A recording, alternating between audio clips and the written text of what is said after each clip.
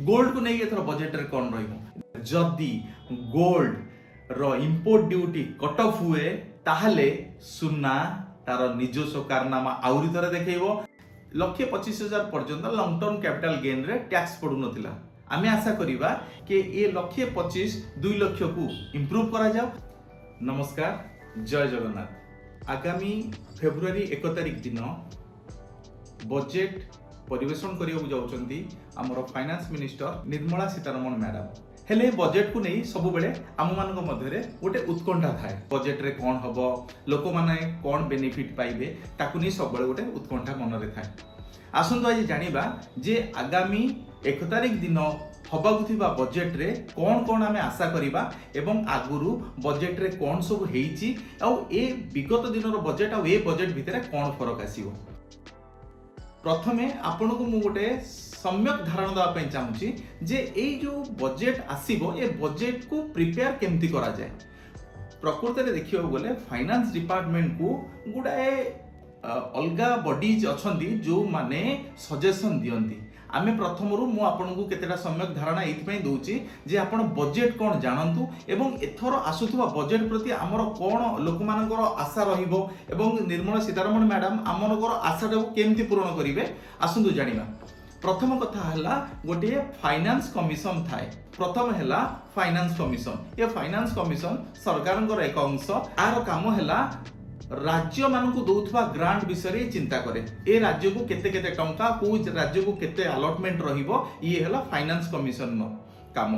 आपर जदी सेकंड को जिबा से होची इकोनॉमिक सर्वे ऑफ इंडिया जहार काम हला economical growth GDP related data CA सरकार को प्रोवाइड करि थाए। आगामी दिन रे किपरि मार्केट रहिबो तार हला एक प्रकार काम।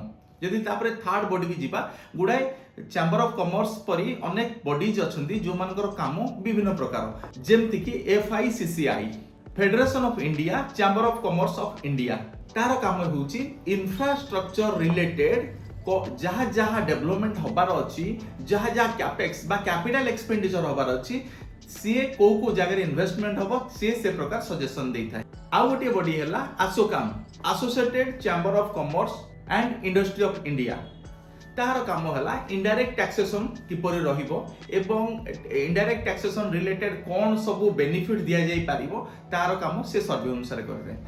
आ पर जो कथा कहूची से बॉडी रो सबुटु प्रमुख काम जोटा कि हमर एक्सपेक्टेशन ने थाए ता होची ICAI institute of chartered accountants of India जहार काम हला डायरेक्ट टैक्सेस और इनडायरेक्ट टैक्सेस रे कोन कोन परिवर्तन करा जाई पारिबो कोन कोन स्लैब को अणा जाई पारिबो ए विषय रे गुडा सजेशन सरकार को ए बॉडी देई थाए।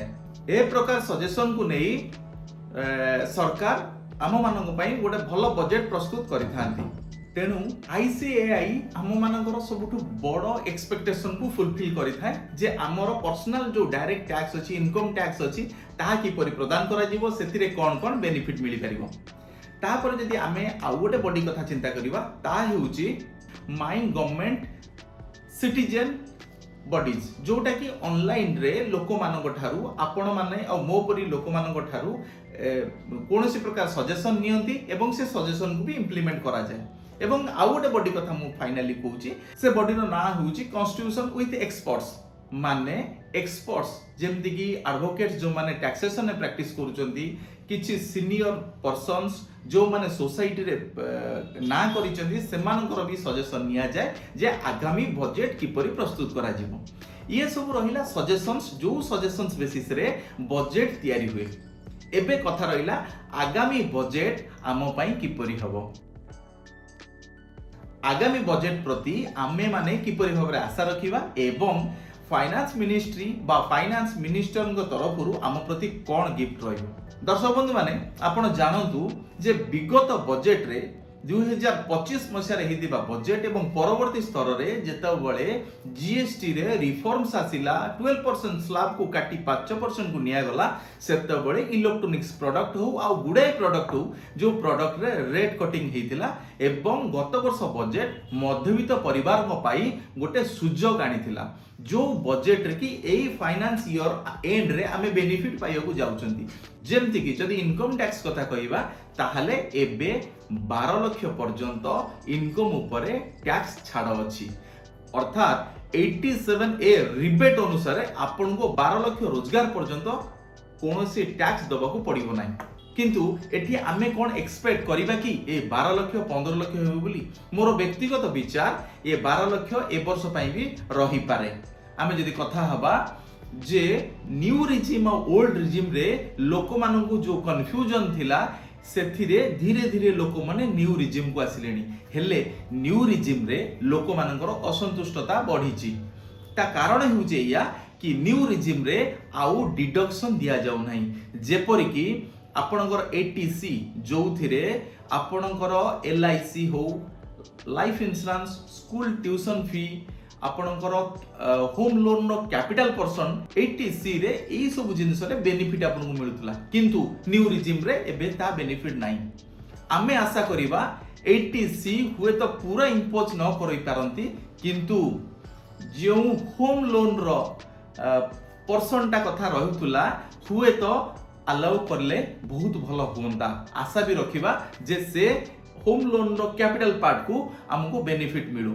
जदि ता परे नेक्स्ट स्टेप को जीवा एग्जैक्टली 80E रे हमको एजुकेशनल लोन रे आउ न्यू रिजिम रे बेनिफिट मिलु नथिला। आशा करिबा न्यू रिजिम रे जो एजुकेशनल लोन इंटरेस्ट कंपोनेंट अछि ता भी बेनिफिट दियंतु बोली आमे फाइनेंस मिनिस्ट्री तरफ रु आशा रखिबा। जदि तापरे ता पर स्टेप को जीवा ताहले गोटे न्यू होम बायर रो इंटरेस्ट पर्सन 80EE सेक्शन भी न्यू रिजिम रे नथिला। आशा करिबा से ताकू भी निर्मला सीतारमण मैडम हमको अलाउ करंतु। एबे जो माने सैलरीड पर्सन से मानन पई कोन बेनिफिट थिला ना स्टैंडर्ड डिडक्शन 50,000 रु 75,000 हे जायतिला।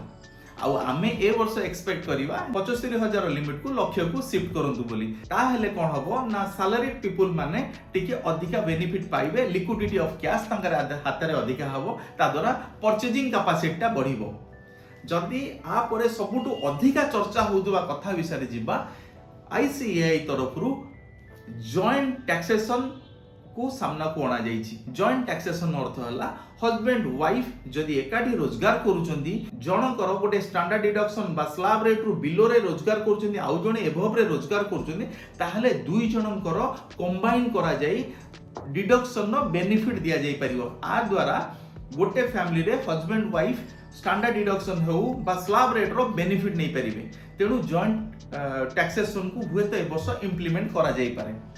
जदि आ परे हमें नेक्स्ट स्टेज को जीवा ताले टीडीएस हेउची वर्तमान फाइनेंस डिपार्टमेंट रो सबु ठारू नजर रखुतबा सेक्शन, जो थिरे कि टीडीएस काहा ऊपर कटा जाए, किपरि कटा जाए, ताहा एक विस्तृत आलोचना मु संक्षेप रे कहिया पई चाहूची जे टीडीएस प्रत्येक रोजगार करथुबा लोकर प्रूफ बोली कुआ जीवो। हुए तो टीडीएस स्लैब को टिके इंप्रूव करिवार बधे किछि सूचना मिलुची। ता द्वारा कोन हबो ना लोकंक ऊपरे थिबा बर्डन एवं बेसी जो कंप्लायंस डॉक्यूमेंटरी कंप्लायंस भी कमिबो। आ पर जदि नेक्स्ट स्टेप को जीवा लॉन्ग टर्म कैपिटल गेन रे एथर लक्ष्य रु 1,25,000 को बढ़ा जाइतिला। 1,25,000 पर्यंत लॉन्ग टर्म कैपिटल गेन रे टैक्स पडु नथिला। आमे आशा करिबा एथर मैडम को तरफ रु हमको गिफ्ट रहू कि ए 1,25,000 2 लाख को इंप्रूव करा जाओ, जहा द्वारा कि लोक माने लॉन्ग टर्म कैपिटल गेन ने जो शेयर ट्रेडिंग करूचंती सेतिर 2 लाख पर्यंत बेनिफिट पाई परिबे। आ परे जदि आमे टिके ब्रॉडली चिंता करिबा एथर आपण जानि रखंतु जो इंफ्रास्ट्रक्चर बा कैपेक्स रे सरकार इन्वेस्टमेंट करूथुले, जहा कि 3-4 वर्ष तळे अर्थात 2021-22 रे 5.9 ट्रिलियन रे थिला, ताहा बढ़ी गत वर्ष पर्यंत 12 ट्रिलियन को आसलानी। एवं एथर भी मन रखंतु कैपेक्स बा कैपिटल इन्वेस्टमेंट रोड इंफ्रास्ट्रक्चर रे एथर सरकार भरपूर पैसा देबा जाउचंती।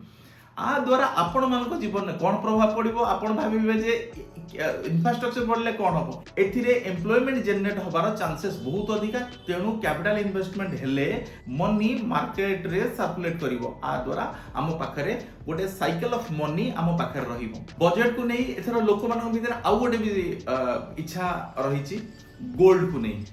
गोल्ड को नै एथर बजट रे कोन रहिबो। विगत किछि बजट रे आमे गोल्ड रो इंपोर्ट ड्यूटी कम होबा देखिचंदी एवं गोल्ड रो इंपोर्ट ड्यूटी जेबे जेबे कम हेची गोल्ड तार निजर करिश्मा देखेबारे लागिची। दर्शक बंधु एथर मन रखु जदि गोल्ड रो इंपोर्ट ड्यूटी कट ऑफ हुए ताहले सुना तार निजस्व कारनामा आउरी थरे देखैबो ताहा 2 लाख ऊपर को भी जाई पारे। किंतु जदि निर्मला सीतारमण मैडम गोल्ड ऊपर कौनसी टिप्पणी न दियंती हुए तो गोल्ड तार उत्ताप आउ न बढ़ई पारे। किंतु गोल्ड ऊपर नजर समस्तिंकर रहिबो कारण पूरा विश्व एबे गोल्ड किनिबारे व्यस्त। तेणु गोल्ड रेट एते जे कट हबो आउ आशा रखंतुनी, किंतु गोल्ड को नहीं किछि ना किछि तो आसीबार संभावना रही। किछि मास पूर्व जीएसटी रे बड़ धरन रिफॉर्म्स रे अनेक खाद्य द्रव्य इलेक्ट्रोनिक्स पदार्थ अनेक फूड आइटम इलेक्ट्रोनिक्स आइटम एथिरे रेट कटिंग हे जाइछि। तेणु आमर मध्यवित्त परिवार माने खाद्य सामग्री को नहीं बा कोनोसी अन्यान्य डेली यूज करुथुबा जिंस को नहीं आउ रेट कटिंग होबार चांसेस बहुत कम रही। जेहेतु पूरा विश्व एबे रिसेशन दौर रे आरंभ होबाकू जाउची, प्रत्येक आडे युद्धर संभावना एवं अमेरिकार मनमानी ता भितरे भारतर पूरा स्ट्रॉन्ग स्टांस या भितरे आमर जीडीपी रो ग्रोथ एक्सपेक्टेड ग्रोथ अनुसार ताल दे चलीची। ता भितरे आमे आशा करिबा एक मध्यवित्त परिवार पाई ए बजेट आसीबो बोली एवं ए बजेट आपण मानक पॉकेट को सुहाइला बळी हबो। बजेट आसीला परे आउ कोन कोन सब बेनिफिट हमकु मिलिबो इहा को नै आमे आगु आसुचु। किंतु एथर जानि थांतु ए बजेट लोकन को पाई गोटे बजेट हबो एवं प्रत्येक राज्य को भलो अनुदान मिलिबो। विशेषतः ओडिसा को एक भलो अनुदान मिलिबा को जाउची यहा मोर प्रेडिक्शन एवं ओडिसा रे शिल्पर द्रुत अभिवृद्धि हवा थय। या मु बजेट पूर्व प्रेडिक्ट करूची एवं आपण माने देखिबे निश्चित भाव में यह प्रतिफलित हबो। आगु को बजेट किपर रहूची आकु नै आमे आहुरी तर्जमा करिबा। आज पई एतिकी रहूची। नमस्कार।